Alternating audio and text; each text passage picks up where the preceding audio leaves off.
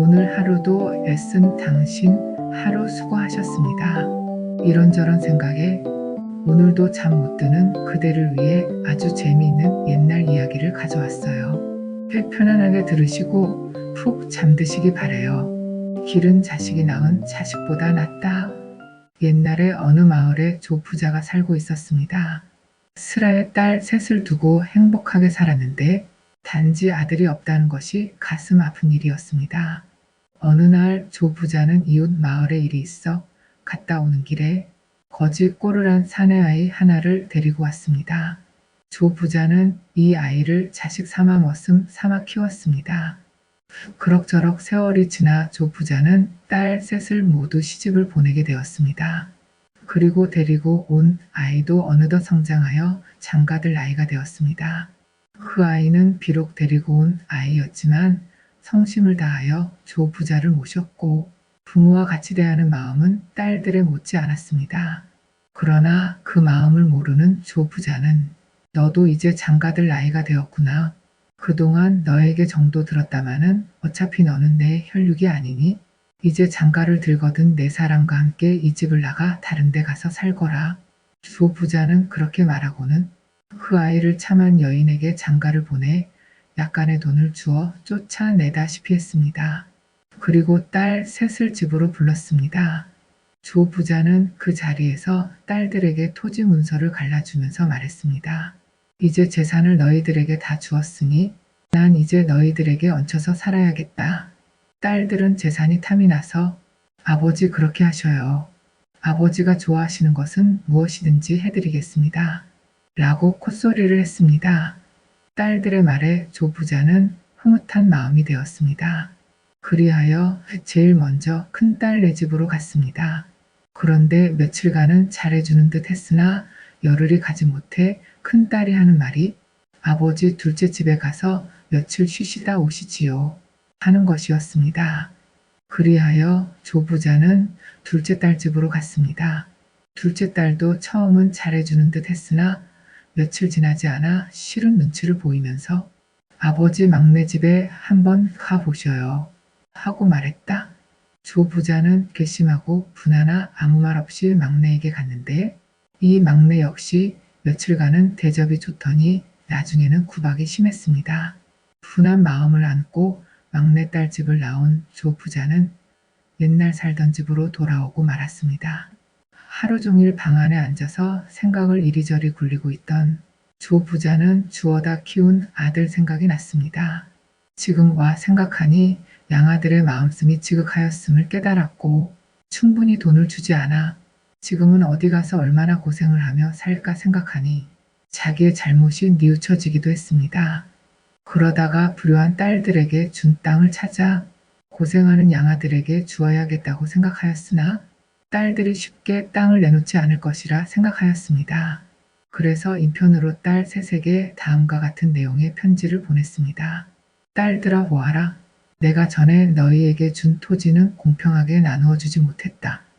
허둥지둥 나누어 주다 보니 좋은 땅 나쁜 땅이 서로 공평하게 되지 못했다. 그러니 공평하게 다시 나누어 줄 터이니 모일까지 꼭 오너라. 누구 땅이 좋은 것인지 나쁜 것인지는 보아야 알겠다. 아비의 말을 어기는 일 없이 꼭 오너라. 딸들은 그 편지를 받은 즉시 자기 것이 나쁘게 돌아온 것이 아닌가 하고 날짜를 어기는 일 없이 토지 문서를 가지고 부랴부랴 달려왔습니다. 그래서 조부자는 토지 문서를 내놓으라고 하였습니다.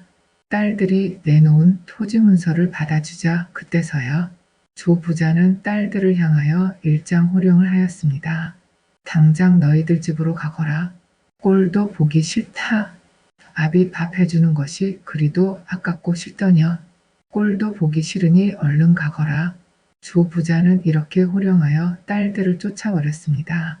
조부자는 토지 문서를 싸서 괴나리 보침을 꾸려 아들을 찾아 정처 없이 방랑의 길을 떠났습니다.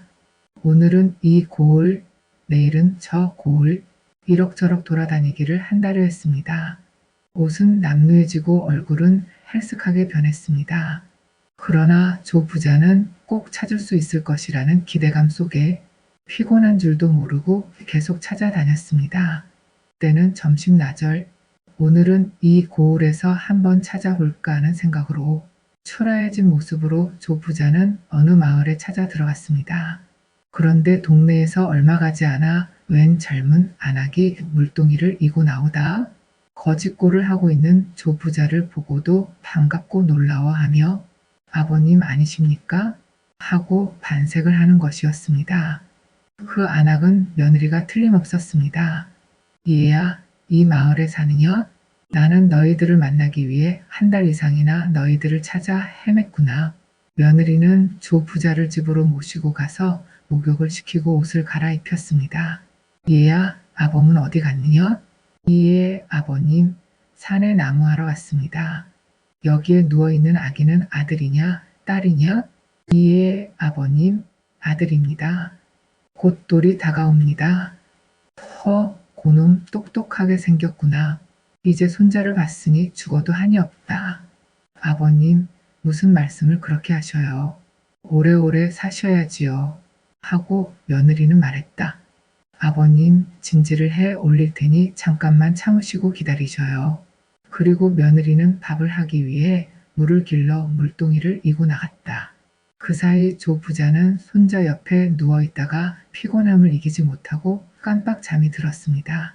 잠결에 이상한 소리가 들리는 듯하여 눈을 떠보니 손자가 언제 일어나 기어갔는지 화로에 엎어져 죽어있지 않는가? 아차 장차 이 일을 어이하리. 어쩔 줄 모르고 있을 때 며느리가 돌아오는 기척이 들렸습니다. 에라 모르겠다. 누워 자는 신용이나 하자. 당황한 조 부자는 손자를 그대로 두고 누워 자는 척했습니다. 그리고 조금 있다가 며느리가 방문을 열고 들어오는 기척이 나고 얼마 후 다시 나가는 기척이 들렸습니다. 그때 조 부자는 화로 쪽을 다시 보았는데 죽은 손자의 시체가 없어졌습니다. 이윽고 아들이 돌아오는지 대문 앞에서 이제 오십니까? 많이 시장하시지요? 하는 소리가 들렸습니다. 그리고 아버님이 오셨습니다. 뭐라고? 아버님이 오셨어? 언제? 빨리 뵈야지. 하는 소리가 들렸습니다. 그리고 뒤이어 여보 잠깐만 할 말이 있어요. 하는 소리가 들렸다. 그러더니 삽들고 나가는 기척이 들렸습니다. 영감은 사건의 진상을 알고 있기 때문에 자신도 모르는 사이에 그 효성스러움에 감동하여 눈물이 핑 돌았습니다. 그리고 얼마 후 아들과 며느리가 돌아왔습니다. 아들은 방 안에 들어와서 아버님 오랫동안 찾아가 뵙지 못한 불효자가 문안 올립니다. 하고 넙죽이 절을 했습니다. 오냐, 그동안 고생이 많았지. 그런데 며느라, 손자가 어디 갔니요? 하고 넌지시 물어보았습니다. 그때 며느리는 다음과 같이 말했습니다. 이에 아버님 주무시는데 시끄러울까 봐서 옆집 애에게 업혀 놀러 보냈습니다. 조 부자는 그때서야 나는 다 알고 있으니 자초지종을 말하여라. 아들과 며느리는 손자가 죽어서 뒷산에 묻고 왔다고 사실을 말해 주었습니다. 너무 걱정 마십시오. 자식은 또 나올 수 있으니 10년 놓으십시오. 너희들의 효성에 나는 고개를 들 수가 없구나. 손자가 죽은 것은 내 불찰도 있느니라. 아버님, 그런 말씀 마십시오. 아버님의 불찰은 조금도 없습니다. 아들 내외는 진심으로 그렇게 말했습니다. 너희들의 효성은 참으로 갸륵하구나. 이처럼 효성스러운 너희들을 내가 낳은 자식이 아니라 해서 구박한 걸 용서해 주기 바란다. 너희들의 그 효성의 보답으로 여기 나의 전 재산을 준다. 조 부자는 그렇게 말하고는 토지 문서를 내주었습니다. 그러나 아들 내외는 극구사양하며 받지 않았다. 조금도 미안하게 생각할 필요는 없다.